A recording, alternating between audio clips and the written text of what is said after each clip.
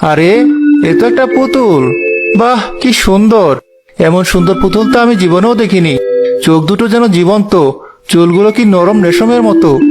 পোশাকটাও কি সুন্দর, মনে হচ্ছে যেন কোনো রাজার মেয়ে। কিন্তু এটা এখানে মাটির নিচে কি করে এলো? ইস, গায়ে কত মাটি লেগে আছে। নিশ্চয়ই কোনো বণিকের গাড়ি থেকে পড়ে গিয়েছিল, তারপর মাটির চাপা পড়েছে। যার জিনিস সে নিশ্চয় খুব খুঁজছে। কিন্তু এই জনমানবহীন মাঠে আমি কাকে ফেরত দেব? থাক, তুই আজ থেকে আমার সাথেই থাকবি। আমার আর একা লাগবে না। ঘরে অন্তত কথা বলার জন্য একটা কিছু তো থাকবে। চল ধলাই, চল লালুয়া, আজ তাড়াতাড়ি বাড়ি ফিরি।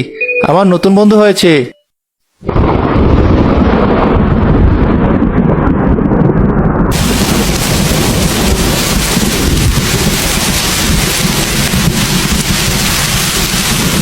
আজ কেন জানি না বাবা মায়ের কথা খুব বেশি করে মনে পড়ছে। এই বৃষ্টির দিনে মা সবসময় খিচুড়ি রান্না করতো, বাবা উঠোনে বসে গান গাইতো, আর আমি তাদের কোলে বসে থাকতাম। আজ আমার পাশে কেউ নেই, একদম একা আমি। জাকির তার মা বাবার কথা মনে করে কাঁদতে থাকে। আরে, কিভাবে পড়লি তুই? বাতাসে? দাঁড়া, তুলে রাখি।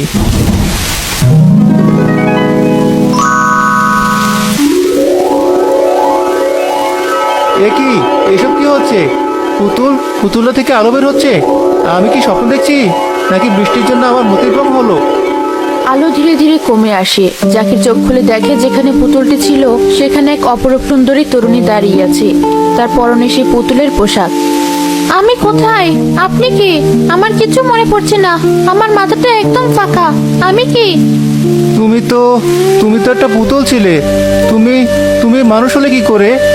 আমি জাকির, এটা আমার বাড়ি।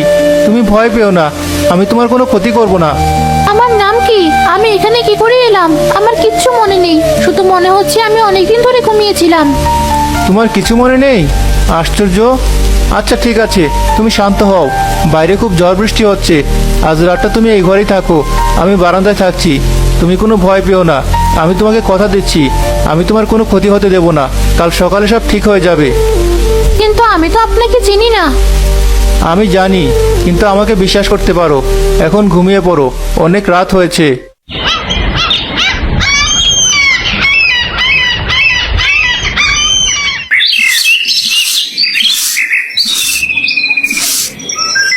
আজ এত তাড়াতাড়ি সব কাজ শেষ করে ফেলেছো? আমি তো গরুগুলো নিয়ে ফিরতে ফিরতে দুপুর করে ফেললাম। আপনি ফিরবেন জেনেই তো সব গুছিয়ে রাখলাম।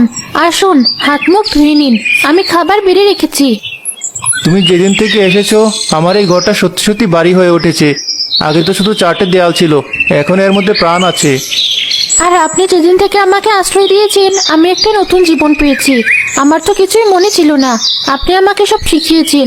মানুষের সাথে কথা বলা, রান্না করা, ঘর গোছানো, সব কিছু। আপনি না থাকলে আমার কি হতো আমি ভাবতেও পারি না।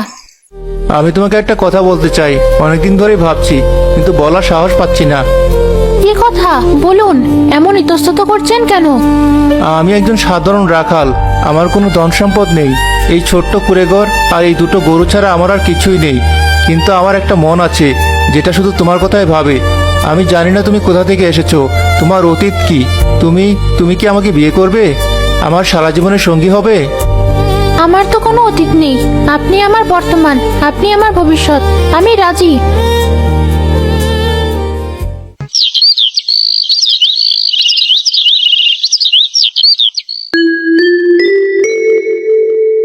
দেখো দেখো, আমাদের আয়ান কেমন হাসছে, একদম তোমার মতো হয়েছে হাসিটা। না, ওর চোখ দুটো দেখুন, একদম আপনার মতো মায়াবী। আমাদের পৃথিবীটা এখন সত্যিই পূর্ণ হলো। হ্যাঁ, আমাদের পৃথিবী, আমাদের এই ছোট্ট সুখের পৃথিবী। আমি আর কিচ্ছু চাই না, শুধু তোমাদের দুজনকে নিয়ে সারা জীবন এভাবেই কাটিয়ে দিতে চাই। আমারও আর কিছু মনে করার দরকার নেই, এটাই আমার আসল পরিচয়। আমি জাকিরের স্ত্রী আর আয়ানের মা। এর চেয়ে বড় পরিচয় আমার আর কি হতে পারে? উর্মিমালা, রাজ্যের ভবিষ্যতের কথা ভেবে আমি এই সিদ্ধান্ত নিয়েছি। রাজকুমার শাহরিয়ার একজন যোগ্য শাসক এবং শক্তিশালী রাজ্যের উত্তরাধিকারী। তার সাথে তোমার বিয়ে হবে, এটাই আমার চূড়ান্ত রায়। মা, রাজ্যের ভবিষ্যৎ আমার কাছেও গুরুত্বপূর্ণ, কিন্তু আমার জীবনটাও তো আমার, তাই না? আমি এমন কাউকে আমার জীবন সঙ্গী হিসেবে মেনে নিতে পারবো না যার জন্য আমার হৃদয়ে কোনো অনুভূতি নেই। অনুভূতি, আমরা পরীরা শতাব্দী ধরে বেঁচে থাকি উর্মিমালা। এই অনুভূতি, এই ভালোবাসা সময়ের সাথে মিলিয়ে যায়, কিন্তু সম্মান, প্রতিপত্তি আর রাজ্যের নিরাপত্তা চিরকাল থাকে। রানীমা, আমি আপনার সিদ্ধান্তকে সম্মান করি, কিন্তু রাজকুমারী যদি এই বিয়েতে সুখী না হন তাহলে এই সম্পর্ক তো জোর করে টিকিয়ে রাখা যাবে না। এতে দুই রাজ্যের সম্পর্কে ফাটল ধরতে পারে। তুমি আমাদের মামের কথার মধ্যে এসো না শাহরিয়ার। উর্মিমালা, তুমি কি ভুলে গেছো তুমি একজন রাজকুমারী? তোমার ব্যক্তিগত ইচ্ছার চেয়ে রাজ্যের ভালো মন্দ অনেক বড়।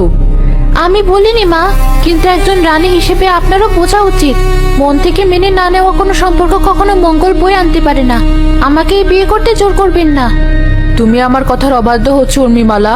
আমি তোমার মা, এই রাজ্যের রানী। আমার আদেশ অমান্য করার শাস্তি কি হতে পারে তুমি জানো? আপনি আমাকে শাস্তি দিন মা, কারাগারে নিক্ষেপ করুন, কিন্তু আমার জীবনটা কেমন ভাবে শেষ করে দেবেন না। আমি শাহরিয়ারকে বিয়ে করতে পারবো না, এটা আমার শেষ কথা। শেষ কথা? তোমার এত সাহস? তুমি সাধারণ মানুষের মতো ভালোবাসার পেছনে ছুটতে চাও? তাদের মতো ক্ষণস্থায়ী জীবনের স্বপ্ন দেখো? বেশ, তোমার ইচ্ছার পূরণ হবে, কিন্তু সে জীবন তুমি পরী হিসেবে পাবে না। মা, আপনি কি বলতে চাইছেন? আপনার চোখ এমন ভয়ঙ্কর দেখাচ্ছে কেন?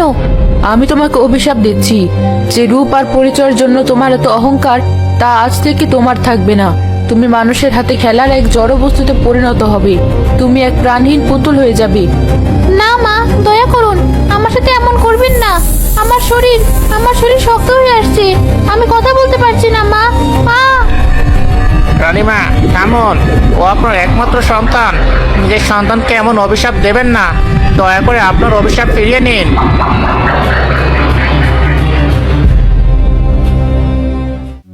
যে সন্তান রানীর আদেশ অমান্য করে সে আর সন্তান থাকে না, সে রাজ্যের কলঙ্ক। সেনাপতি, আদেশ করুন মহারানী। এই পুতুলটিকে এখান থেকে নিয়ে যাও। আজ রাতের মধ্যে এটা মানুষের পৃথিবীতে নিক্ষেপ করবে, এমন এক গভীর জঙ্গলে ফেলবে যেখানে ও চিরদিনের জন্য মাটির নিচে চাপা পড়ে থাকে। ওর কোনো চিহ্ন যেন আর এই পরিরাজ্যে না থাকে। না, এটা করবেন না উর্মিমালা।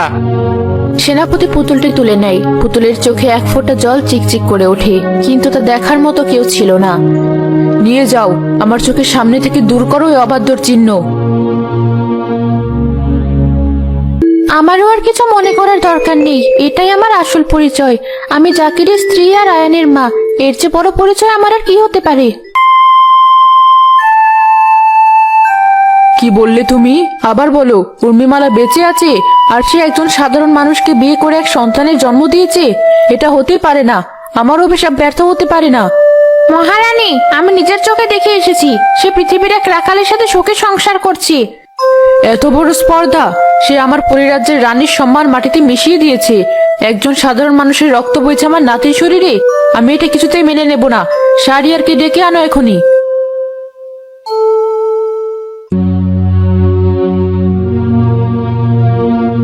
আমাকে ডেকেছেন রানীমা? হ্যাঁ, তোমার হবু স্ত্রীকে ফিরিয়ে আনার সময় হয়েছে। উর্মিমালা পৃথিবীতে বেঁচে আছে। বেঁচে আছে? এতে খুব ভালো খবর রানীমা। তাহলে ওকে? কোনো ভালো খবর নয়, সে এক মানুষকে বিয়ে করেছে, তার একটা সন্তানও আছে। তুমি এখনই পৃথিবীতে যাবে আর ওকে ফিরিয়ে আনবে। কিন্তু ও যদি নিজের ইচ্ছায় ফিরে না আসতে চায়? ওর একটা সংসার আছে, সন্তান আছে। ওর ইচ্ছার কোনো প্রয়োজন নেই। এই নাও স্মৃতিহারক মালা।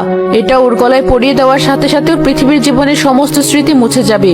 ও ওর স্বামী, সন্তান সবকিছু ভুলে যাবে। ও শুধু মনে থাকবে যে ও পরিরাজ্যের রাজকুমারী। এটা তো অন্যায় রানীমা, একটা মায়ের কাছ থেকে তার সন্তানকে কেড়ে নেওয়া। চুপ করো, ভালোবাসার যে দায়িত্ব বড়। যাও, আমার আদেশ পালন করো, উর্মিমালাকে ফিরিয়ে আনো। এটাই তোমার প্রায়শ্চিত্ত করার শেষ সুযোগ। শাহরিয়ার জাকিরের বাড়িতে এক ফকিরের বেশে আসে। আল্লাহর হস্তে দুটো খেতে দেবে মা? 3 দিন ধরে কিচ্ছু খাইনি, অনেক দূর থেকে আসছি। আহারে, আপনি উঠানে বসুন, এমন ক্লান্ত দেখাচ্ছে আপনাকে।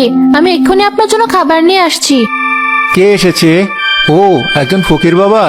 বসুন বসুন বাবা, আপনি আমাদের অতিথি।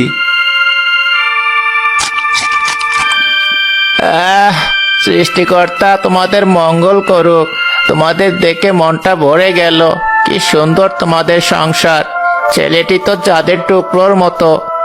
সবই সৃষ্টিকর্তার দয়া বাবা, আমরা এভাবে সুখে থাকতে চাই। তোমার মুখটা দেখে মনে হচ্ছে মা তুমি কোনো সাধারণ নারী নও, তোমার মধ্যে কোনো একটা রাজকীয় আভা আছে। না বাবা, আমি অতি সাধারণ। আমার স্বামী আর